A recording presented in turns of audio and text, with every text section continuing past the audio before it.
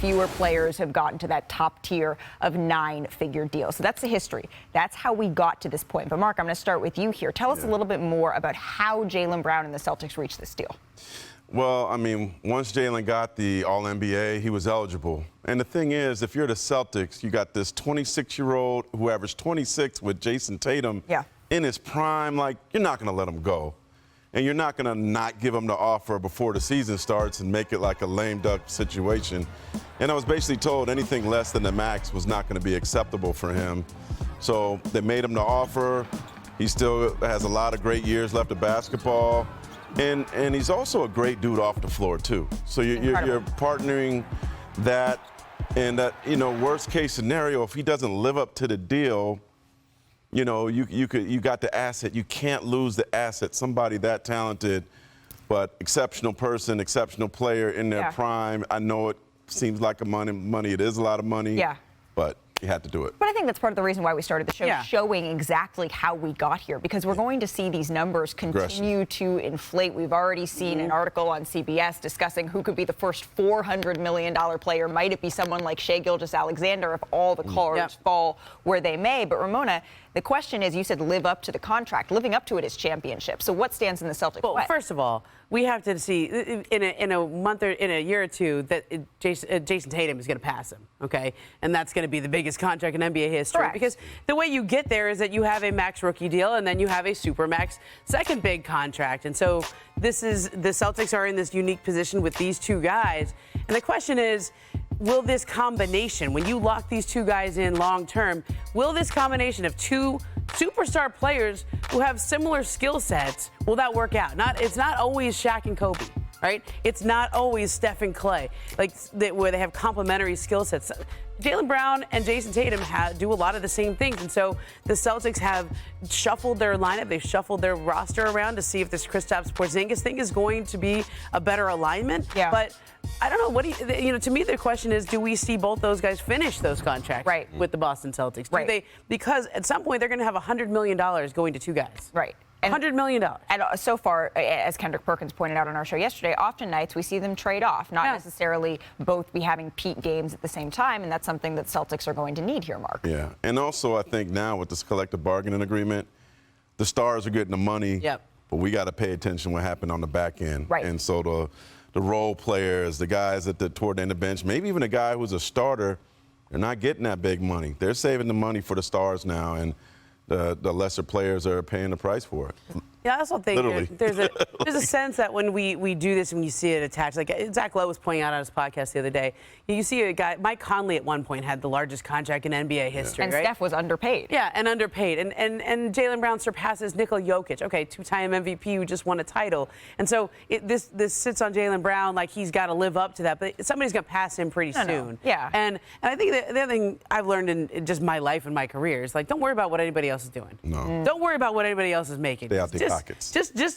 Just let them play. And so the Celtics, like, they took a gamble. They shuffled their team around. They went for they added Porzingis for Marcus Smart. That is a big gamble. It's an analytics-driven gamble, thinking they had too many guards and they needed to change things around. So that's the big gamble, not paying Jaylen Brown. I generally fully believe that you should abide by, you stay out of other people's pockets. But there's a couple other big extensions that I'm just hoping we could take a little peek at, because this offseason has some really big names looking to cash in on extensions with their teams, right? They all have different dates when they can sign, but Anthony Davis, he's coming up next. You can see him right there. His window begins on August 4th. But let's concentrate on Anthony Davis and the Lakers here, because Davis is eligible starting August 4th, like I mentioned. The max the Lakers can give him on a 3-year extension is $167 million, totaling a 5-year, $251.4 million contract. So the decision to make that offer, it'll come ultimately from Rob Pelinka after he discusses it with the Lakers brass.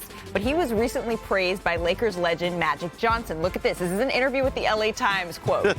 He was the #1 GM in the NBA this offseason, no question about it. All the guys that we signed will help LeBron and the other guys because now we are deeper. Rob is going to be the executive of the year. Ramona, I feel like I need to get out of here. Ramona, you couldn't see her on camera. Oh, my God. And this, and this, You'd have never guessed that a couple years ago. Look, you know what's amazing about Magic, though? He can say that, and I actually believe him there.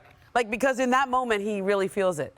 And, I don't want to go back in the Wayback Machine because it's not that way back. But, I mean, there was the backstabbing and then the I'm quitting because of Rob Pelinka. And then just the history between those two it's pretty incredible to read that quote after this. But Magic is kind of a bottom line guy. So if you perform well, he's going to compliment you. And I think he really means that. Yeah. And like this discussion of Rob Pelinka as an executive, this has evolved since he's gotten this job because a lot of people didn't like that he got the job, that the Laker GM job, which is probably the most coveted in the league, didn't really even host interviews when they fired Mitch Kupchak and Jim Buss. And so there's always been a jealousy there with Rob Pelinka getting this job. And so I think he should have got more votes last year as executive of the year. He didn't get a lot of support there. And so Anthony Davis's extension here, to me, this is a very interesting situation to play out. I think they extend him. The question is, what does it look like?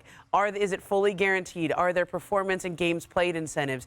It's important. I think everything I've heard from Anthony Davis, he wants to stay Laker his whole life. Yeah. His whole career. They obviously are a star-driven team and has built their legacy that way. He's one of the 75 greatest players of all time. So I think they extend him, but what does that extension look like? And do they build in any protections for the team? Because that's really going to be important with him going forward, as you know. I don't decide playing the Hornets tonight. I'm a chill. I only get to go to Charlotte 2 times a year. Somebody paid their money to come watch me play. Like, not trying to be arrogant, like it's a bunch of kids in there, my shoes and my jersey. And just because we playing Charlotte on NBA League Pass on a Monday, but ain't nobody watching, I'm chilling tonight. That's not what the great players, the best players do.